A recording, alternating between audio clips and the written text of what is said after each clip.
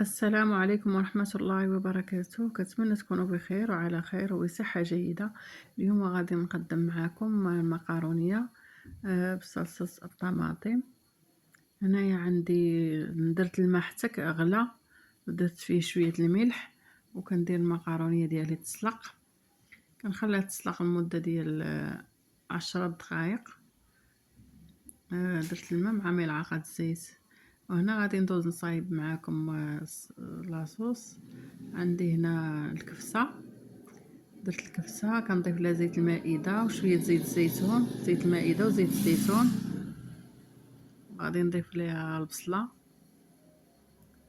مقطعه مربعات.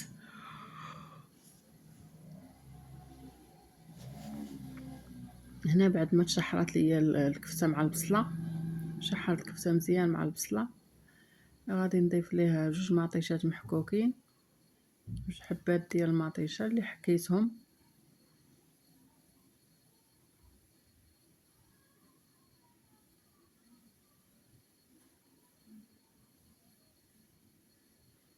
دابا غادي نضيف التوابل. عندي الملح،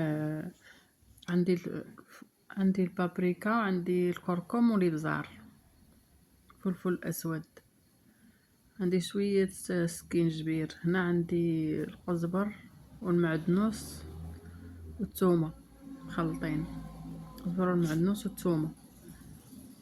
صافي كندير كنبقى نحرك. والملح نسيت ما ذكرتهاش معاكم. هنا عندي واحد الملعقه كبيره ديال الطماطم مركزه،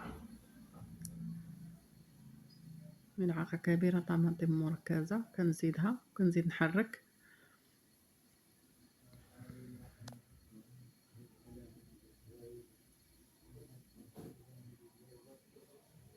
هنا بعد ما طاب ليا لاصوص غادي ندوز نضيف المقارونيه ديالي اللي سلقتها من قبل.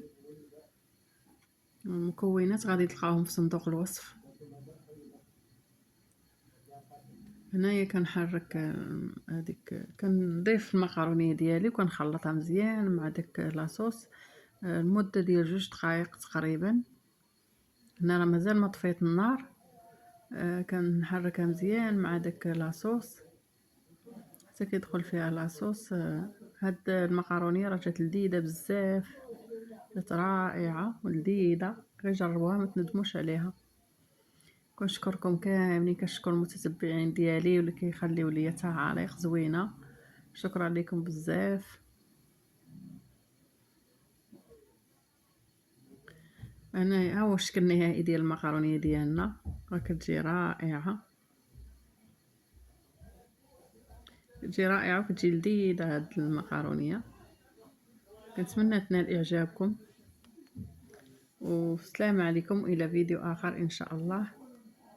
ما تنساونيش من لايك، اشتركوا عندي في القناه فضلا وليس امرا. شكرا لكم بزاف. السلام عليكم الى فيديو اخر ان شاء الله.